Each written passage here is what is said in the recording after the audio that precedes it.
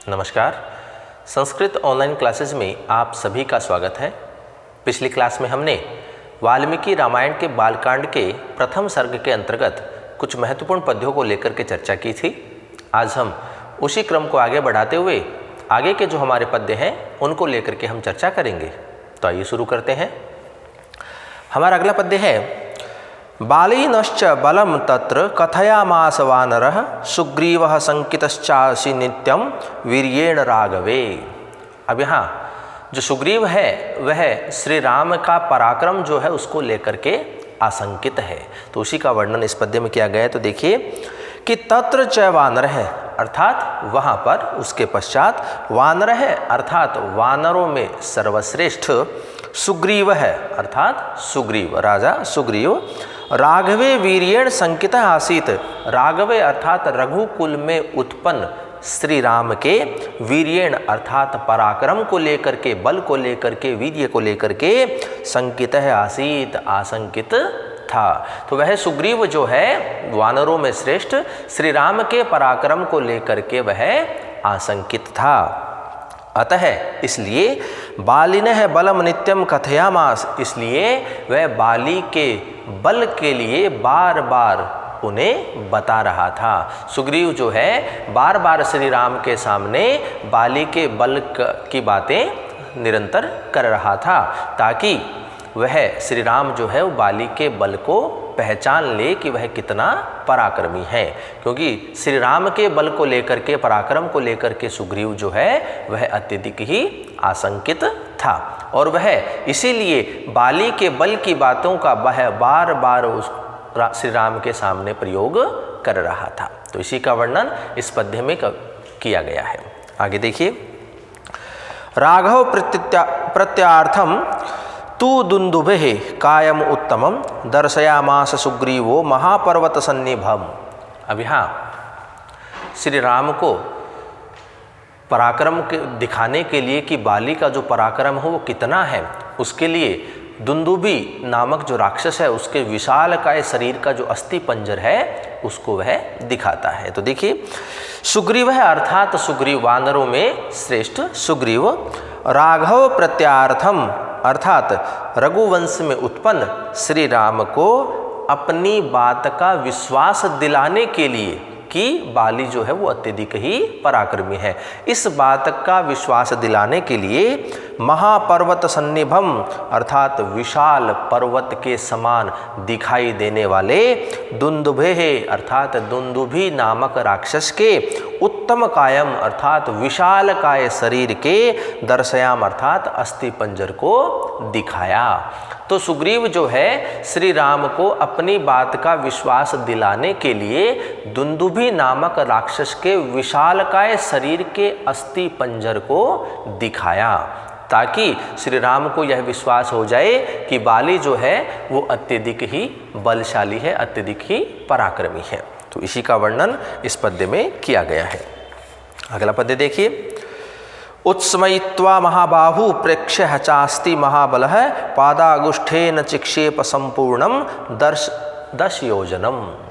अब यहाँ श्री राम जो है वह अपने पराक्रम का प्रदर्शन कर रहे हैं, ताकि सुग्रीव को यह विश्वास हो जाए कि श्री राम जो है वो कितने पराक्रमी हैं, कितने बलशाली हैं। तो देखिए, महाबाहु अर्थात विशाल भुजाओं वाले या लंबी लंबी भुजाओं वाले, महाबल है अर्थात अत्यधिक ही महाबलशाली, श्री राम है अर्थात श्री राम, अस्थिम प्रेक्ष्य अस्थियों को देख करके अर्थात दुंदुभी राक्षस के विशालकाय शरीर के अस्थि पंजर को देख करके, उत्स्मयित्वा थोड़ा मुस्कुरा करके, च और पादागुष्ठेन अपने पैर के अंगूठे मात्र से ही संपूर्ण उस अस्थि पंजर को 10 योजनम चिक्षेप 10 योजन तक उछाल करके फेंक दिया। तो जब श्री राम उस अस्थि पंजर को देखते हैं तो श्री राम जो है वो सुग्रीव में अपने पराक्रम का विश्वास दिलाने के लिए उस अस्थि पंजर को देखते हैं और उस अस्थि पंजर को देख करके थोड़ा मुस्कुराते हैं और अपने पैर के अंगूठे मात्र से ही उस संपूर्ण अस्थि पंजर को 10 योजन तक उछाल करके फेंक देते हैं। ताकि सुग्रीव को यह विश्वास हो जाए कि श्री राम जो हैं वो भी अत्यधिक ही महाबली है, पराक्रमी है। तो इसी का वर्णन इस पद्य में किया गया है। अगला पद्य देखिए, विभेद च पुनः सालान सप्तैकैन महेशुणा गिरिम रसातलम चैव जनयन प्रत्ययम तदा। अब यहाँ और श्री राम जो है सुग्रीव में अपने प्रति विश्वास को दिलाने के लिए और उदाहरण यहाँ प्रस्तुत कर रहे हैं। तो देखिए कि तदा अर्थात उसके पश्चात, पुनः फिर से, च प्रत्यम जनयन अर्थात सुग्रीव के मन में अपने प्रति विश्वास को उत्पन्न करने के लिए श्री राम ने सप्त सालान अर्थात साल के 7 वृक्षों को, गिरिम च और एक पर्वत को अर्थात रसातलम जो कि रसातल पर स्थित है। तो 7 साल के वृक्षों और रसातल पर विद्यमान एक विशाल पर्वत को एकेन महेशुणा एक ही बाण से एवं विभेद भेद दिया। तो श्री राम जो हैं वो सुग्रीव के मन में अपने प्रति विश्वास को उत्पन्न करने के लिए साल के 7 वृक्ष और रसातल पर विद्यमान एक विशाल पर्वत को एक ही बाण में भेद दिया। तो इस प्रकार से यहाँ प्रदर्शन करके श्री राम जो हैं वो सुग्रीव के मन में अपने प्रति विश्वास को उत्पन्न कर रहे हैं कि वह यह दिखा रहे हैं कि श्री राम जो हैं वो भी अत्यधिक ही पराक्रमी हैं, बलशाली हैं। तो इसी का वर्णन इस पद्य में किया गया है। अगला पद्य देखिए, ततः प्रीतमनास्तेन विश्वस्तः स महाकपिः किष्किन्धाम राम सहितो जगाम च गुहाम तदा। अब यहाँ देखिए कि ततः अर्थात इसके पश्चात, स महाकपि वह महाकपि अर्थात वह वानरों में श्रेष्ठ सुग्रीव, तेन अर्थात राम के द्वारा किए गए प्रदर्शन से, प्रीतमना प्रसन्नचित मन वाला, और विश्वस्तः अभवत अर्थात आश्वस्त हो गया कि राम के द्वारा इस प्रकार से प्रदर्शन किए जाने पर सुग्रीव जो है, जो वानरों में श्रेष्ठ है, वह राम को लेकर के, उनके पराक्रम को लेकर के प्रसन्न मन वाला और आश्वस्त हो गया। तदा च राम सहित किष्किंधा गुहाम जगाम। तदा च इसके पश्चात राम सहित राम के साथ मिलकर के किष्किंधा गुहाम जगाम अर्थात गुफाओं के समान पर्वतों के मध्य में बसी हुई उस किष्किंधा नगरी में वो प्रवेश करते हैं या वहाँ पर जाते हैं। तो राम के द्वारा किए गए प्रदर्शन को देख करके वानरों में श्रेष्ठ सुग्रीव जो है वो प्रसन्न चित्त वाला हो जाता है और वह राम के पराक्रम को देख करके आश्वस्त भी हो जाता है। और उसके पश्चात सुग्रीव जो है वो श्री राम के साथ मिल करके गुफाओं के समान बनी हुई पर्वतों के मध्य उस बनी हुई किष्किंधा नगरी में वो प्रवेश करते हैं, उनके मुख्य द्वार पर वो पहुँचते हैं। तो इसी का वर्णन इस पद्य में किया गया है। अगला पद्य देखिए, ततो अगर्ज हरिवरः सुग्रीवो हेम पिंगल है तेन नादेन महता निर्जगाम हरीश्वर है। अब यहाँ सुग्रीव जो है वो किष्किंधा नगरी के द्वार पर जाकर के बाली को ललकारते हैं। तो इसी का वर्णन किया गया है। देखिए कि ततः अर्थात इसके पश्चात हेम पिंगल अर्थात स्वर्ण के समान चमकने वाले, सोने के समान चमकने वाले सुनहरे शरीर वाले, हरिवर है अर्थात वानरों में सर्वश्रेष्ठ, सुग्रीव है सुग्रीव ने अगर्जत अर्थात घोर गर्जना की अर्थात वह अत्यधिक तीव्र घोष के साथ में बाली को युद्ध करने के लिए ललकारता है। तो यहाँ सोने के समान चमकने वाले सुनहरे शरीर वाले उस वानरों में सर्वश्रेष्ठ सुग्रीव के द्वारा घोर गर्जना की गई। तेन महता नादेन हरीश्वर है निर्जगाम, और उस सुग्रीव के द्वारा की गई घोर गर्जना को महता नादेन अर्थात उस घोर नाद को, घोर गर्जना को सुन करके हरीश्वर है अर्थात वानरों का स्वामी वह बाली निर्जगाम अपने राजमहल से बाहर आता है या आया। तो सुग्रीव जो है वो किष्किंधा नगरी के द्वार पर पहुंच करके बाली को युद्ध करने के लिए अत्यधिक ही घोर गर्जना करता है। और सुग्रीव की इस घोर गर्जना को सुन करके वह वानरों का स्वामी बाली जो है वह अपने राजमहल से बाहर निकल करके आता है। तो इसी का वर्णन इस पद्य में किया गया है। अगला पद्य देखिए। अनुमान्य तदा ताराम सुग्रीवेण समागतः निजघान च तत्रेणम शरेणिकेन राघव है। अब यहाँ वर्णन जो है वह श्री राम जो है वो बाली को एक ही बाण में मार डालते हैं, इसी का वर्णन है। देखिए, तदा इसके पश्चात ताराम अनुमान्य सुग्रीवेण समागतः बाली युधे। इसके पश्चात बाली जो है वह ताराम अर्थात अपनी पत्नी तारा को अनुमान्य अर्थात अच्छी तरह से मना करके संतुष्ट करके सुग्रीवेण समागत है सुग्रीव के समीप युधे बाली जो है वो युद्ध करने के लिए आया। तो घोर गर्जना सुग्रीव की सुनकर के बाली जो है अपने राजमहल से बाहर आता है। तो यहाँ बाली की जो पत्नी तारा है वह बाली को बार बार श्री राम के सामने जाने से रोकती है, लेकिन बाली जो है वह अपनी पत्नी तारा को बहुत अच्छी प्रकार से मना करके संतुष्ट करके युद्ध करने के लिए वह सुग्रीव के समीप आता है। तत्र च राघव एकेन शरेण निजघाम। और उसके पश्चात रघुकुल में उत्पन्न श्री राम जो हैं वो एक ही बाण से उस बाली को मृत्युदंड दे देते हैं, अर्थात वो निश्चित रूप से ही उन्हें मार देते हैं।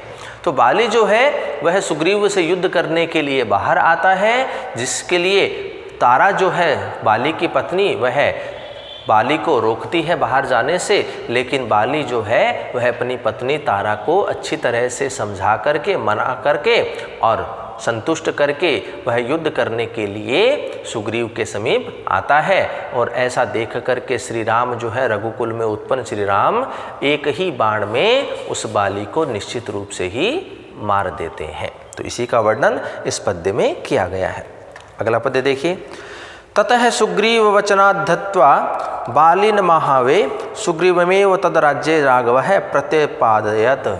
और इस प्रकार श्री राम ने जिस प्रकार से सुग्रीव से यह प्रतिज्ञा की थी, अग्नि को साक्षी मान करके यह प्रतिज्ञा ली थी कि वह बाली को निश्चित रूप से ही मारेंगे और सुग्रीव को उसका राज्य जो है लौटा देंगे। तो इसी का वर्णन इस पद्य में किया गया है कि ततः इसके पश्चात राघव अर्थात रघुकुल में उत्पन्न श्री राम सुग्रीव वचनात् आहवे। सुग्रीव के वचनों को सुन करके स्वीकार करके बालीन हत्वा और बाली की हत्या करके उसका वध करके उसको मार करके तत् राज्य और उस राज्य पर सुग्रीवम एव प्रत्यपादयत सुग्रीव को ही स्थापित कर दिया। तो उस किष्किंधा नगरी का जो स्वामी है श्री राम ने सुग्रीव को बना दिया। सुग्रीव को उस किष्किंधा नगरी का जो राजा है वह स्थापित कर दिया श्री राम ने। तो देखिए, इसके पश्चात रघुकुल में उत्पन्न श्री राम ने सुग्रीव के वचनों को स्वीकार करके बाली को मार करके उसकी हत्या करके उसका वध करके और उस किष्किंधा नगरी पर उस राज्य पर सुग्रीव को ही राजा के रूप में स्थापित कर दिया। तो इस प्रकार से श्री राम ने अपनी प्रतिज्ञा को पूर्ण किया। तो इसी का वर्णन इस पद्य में किया गया है। अगला पद्य देखिए।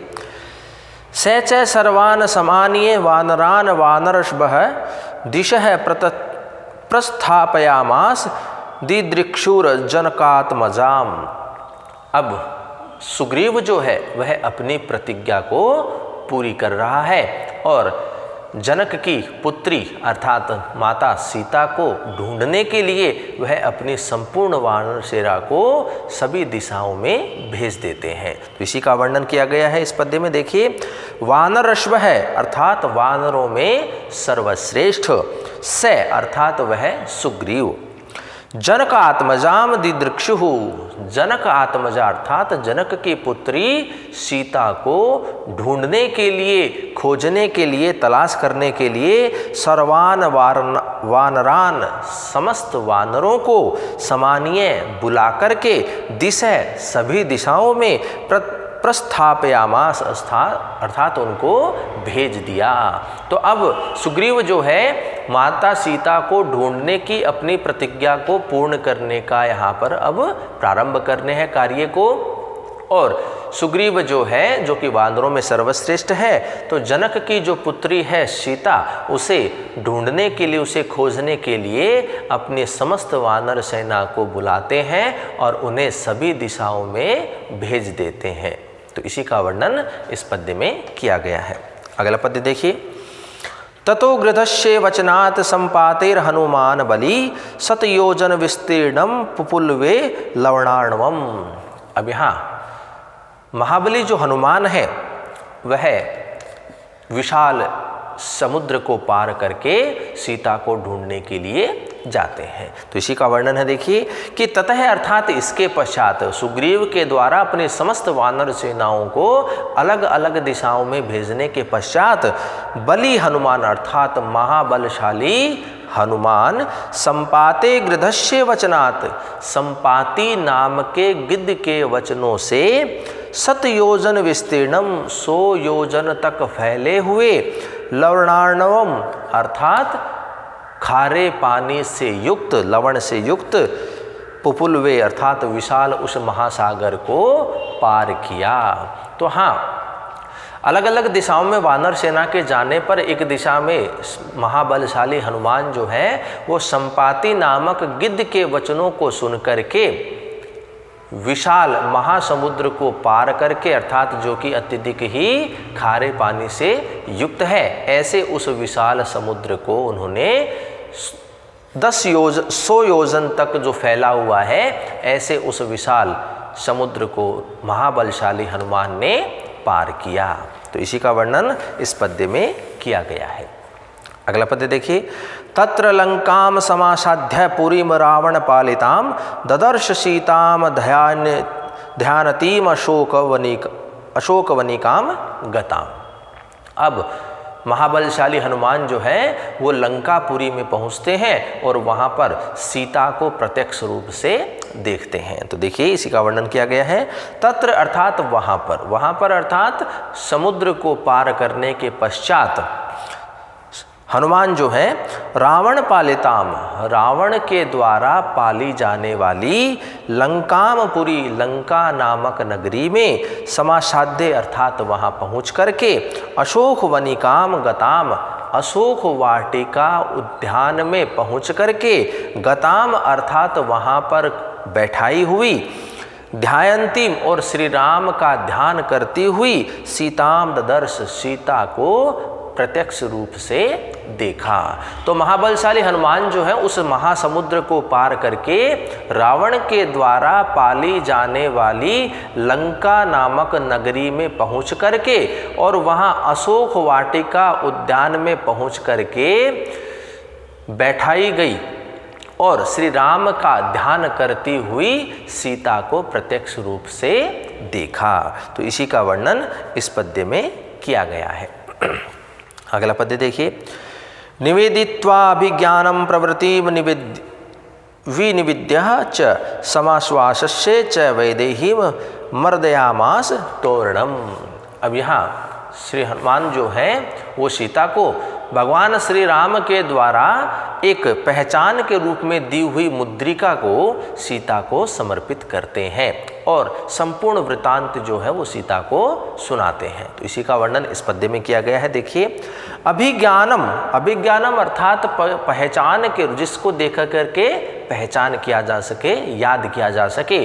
तो पहचान के रूप में भगवान श्री राम के द्वारा दी हुई मुद्रिका को निवेदित्वा अर्थात सीता को समर्पित कर दिया, समर्पित करके प्रवृत्तिम च और प्रवृत्तिम अर्थात श्री राम और वानर में श्रेष्ठ सुग्रीव की मित्रता का संपूर्ण वृत्तांत का वर्णन करके च निवेद्य और अर्थात उसको विस्तार पूर्वक उन्होंने बताया। तो हनुमान जो हैं वो पहचान के रूप में भगवान श्री राम के द्वारा दी हुई मुद्रिका को सीता को समर्पित करके और श्री राम और सुग्रीव की मित्रता का विस्तार पूर्वक वर्णन किया। वेदेहीम च समाश्वास्य तोरणम मर्दयामास। वेदेही और विदह देश के नरेश की पुत्री अर्थात वह सीता को समाश्वास्य अर्थात आश्वस्त करके, पूर्ण रूप से आश्वस्त करके कि श्री राम जो हैं वो आपको यहाँ से ले जाएंगे। तो इस प्रकार से सीता को, वेदेही को आश्वस्त करके तोरणम अर्थात उस अशोक वाटिका उद्यान का मुख्य द्वार को मर्दयामास अर्थात क्षीण भिन्न कर दिया, अर्थात उसे तोड़ दिया। तो पहचान के रूप में भगवान श्री राम के द्वारा दी हुई मुद्रिका को सीता को समर्पित करके और श्री राम और सुग्रीव की मित्रता का विस्तृत रूप से वर्णन किया और वैदेही अर्थात विदेह देश की राजकुमारी अर्थात सीता को पूर्ण रूप से आश्वस्त करके अशोक वाटिका उद्यान के मुख्य द्वार को तोड़ दिया। इसी का वर्णन इस पद्य में किया गया है। अगला पद्य देखिए। पंचसेनाग्रगान हत्वा सप्तमंत्री सुतानपि सुरमक्षंच निष्पिष्य गृहणम समुपागमत। अब यहाँ हनुमान जो है उस अशोक वाटिका में घूमने वाले अनेक राक्षसों को, अनेक सेना नायकों को ध्वस्त कर देते हैं, मार देते हैं और ब्रह्मास्त्र जो है उन्हें आसानी से ही वो स्वीकार कर लेते हैं। तो देखिए इसी का वर्णन है कि पंचसेनाग्रगान अर्थात रावण की सेना के आगे आगे चलने वाली 5 सैनिकों को, सेनापतियों को, सेनाग्रगान अर्थात सेनापतियों को, सप्त मंत्री सुतान और 7 मंत्रियों के पुत्रों को अपि हत्वा अर्थात मार करके सुरम अक्षम च निष्पिष्य है और अत्यधिक ही सूरवीर अक्ष नामक राक्षस को पीस करके, उसे मार करके गृहणम समुपागमत अर्थात ब्रह्मास्त्र के बंधन को उन्होंने सम्मान पूर्वक ग्रहण किया अर्थात प्राप्त किया। तो हनुमान जो है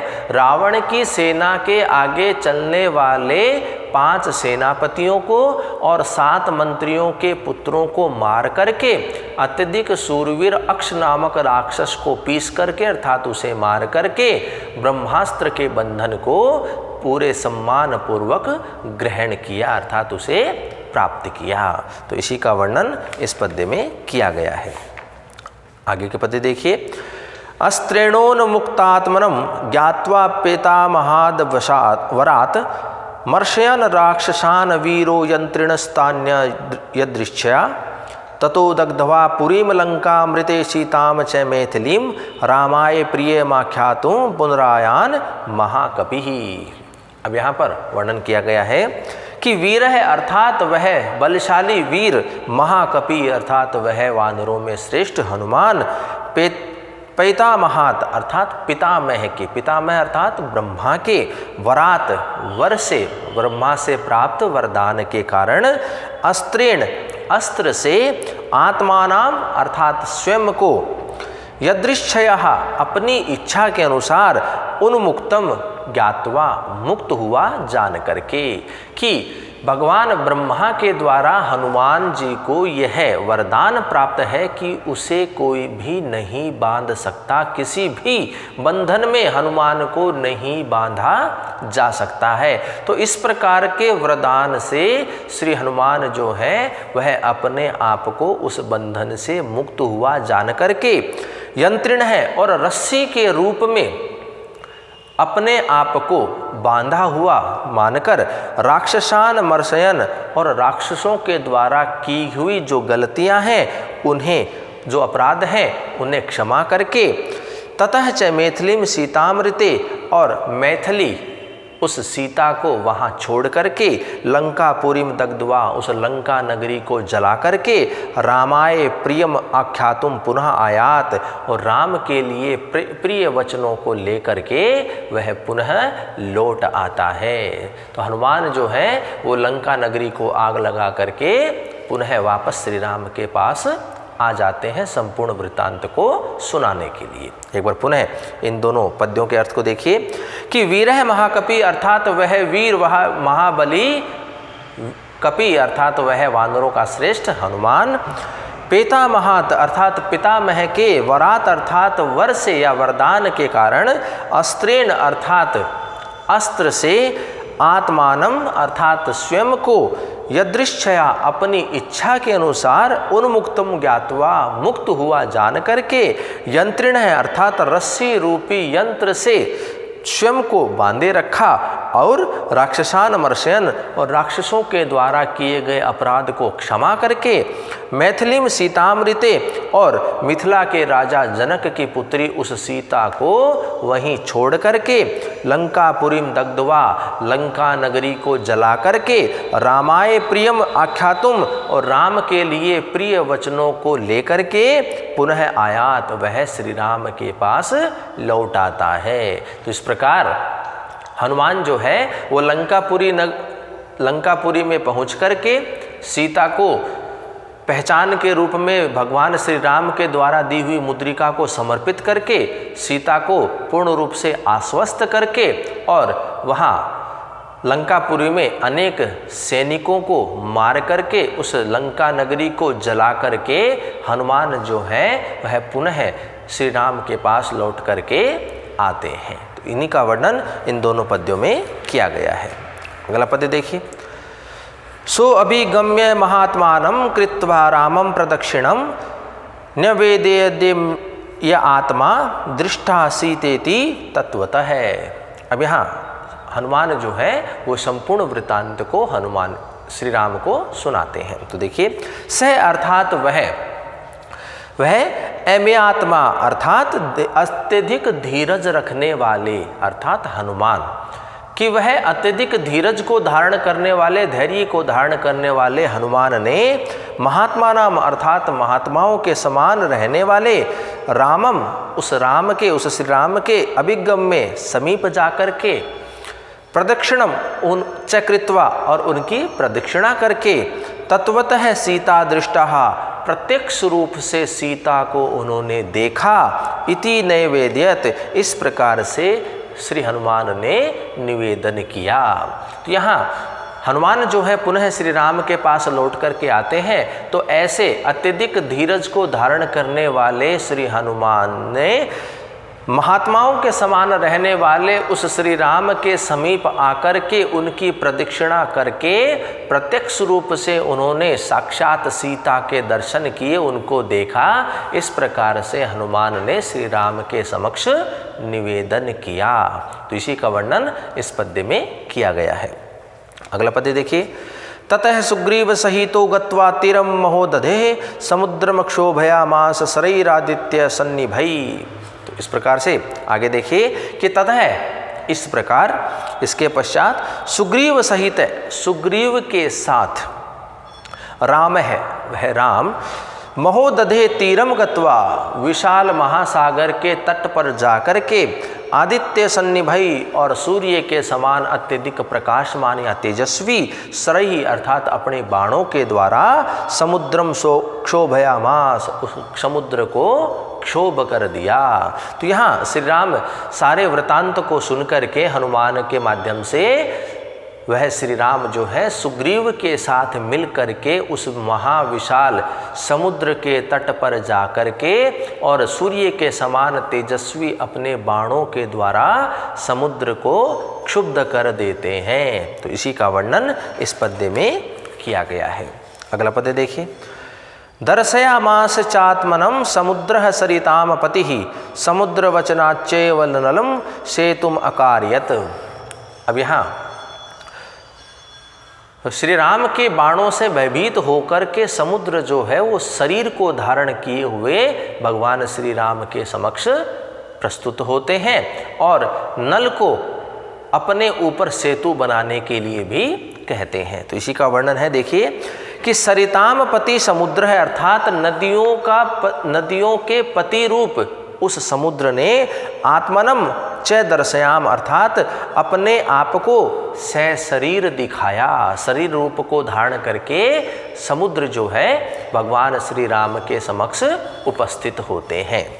तो सरिताम पति ही समुद्र अर्थात नदियों के पति रूप उस समुद्र ने आत्मनम च दर्शयाम अपने आप को दिखाया अर्थात अपने आप को सशरीर दिखाया। समुद्र वचनात् च एव नलः सेतुम अकार्यत और समुद्र के वचनों से ही नल ने समुद्र के ऊपर सेतु का निर्माण किया अर्थात पुल का निर्माण किया। कि समुद्र ने नल से कहा कि वह अपने ऊपर एक सेतु बना लेवे, कि वह समुद्र के ऊपर एक सेतु का निर्माण कर ले जिसके माध्यम से श्री राम जो है वो लंका नगरी तक पहुंच जाएंगे आसानी से। तो समुद्र के वचनों से सुनकर के ही नल ने समुद्र के ऊपर सेतु का निर्माण किया। तो इसी का वर्णन इस पद्य में किया गया है। अगला पद्य देखिए। तेन गत्वा पुरीम लंकाम हत्वा रावण महावे रामः सीतानुप्राप्य पराम व्रीडाम उपगामत।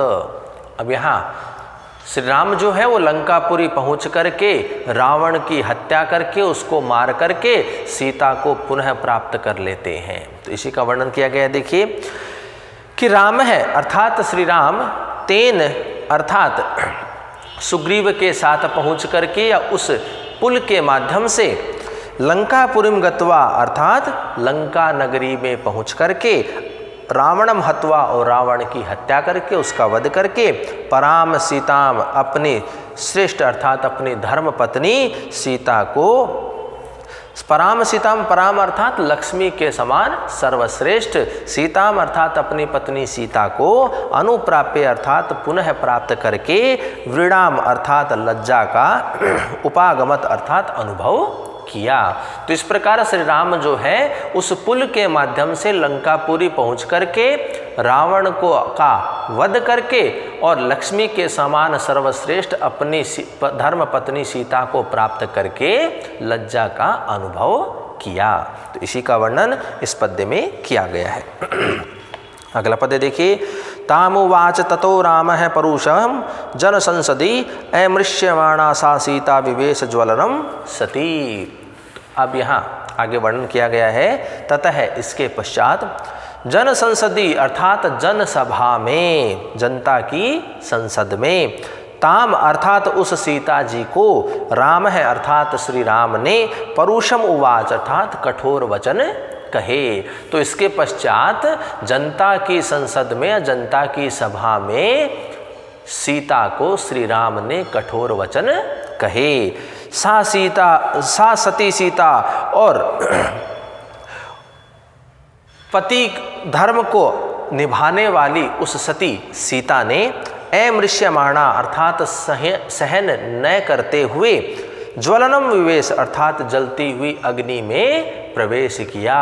तो सीता जो है ऐसे कठोर वचनों को सहन न करते हुए जलती हुई अग्नि में प्रवेश किया अर्थात उन्होंने अग्नि परीक्षा दी। तो जनता की संसद में श्री राम ने उस सीता को कठोर वचन कहे और पति धर्म का पालन करने वाली उस सती ने सहन न करते हुए उन बातों को उन आरोपों को सहन न करते हुए जलती हुई अग्नि में प्रवेश किया। इस प्रकार से सीता ने जो है वह अपने लिए अग्नि परीक्षा दी। तो इसी का वर्णन इस पद्य में किया गया है। तो इस प्रकार से आज की क्लास में हमने बालकांड के प्रथम सर्ग के अंतर्गत कुछ महत्वपूर्ण पद्यों को लेकर के हमने चर्चा की।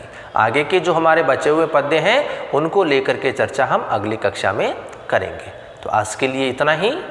धन्यवाद।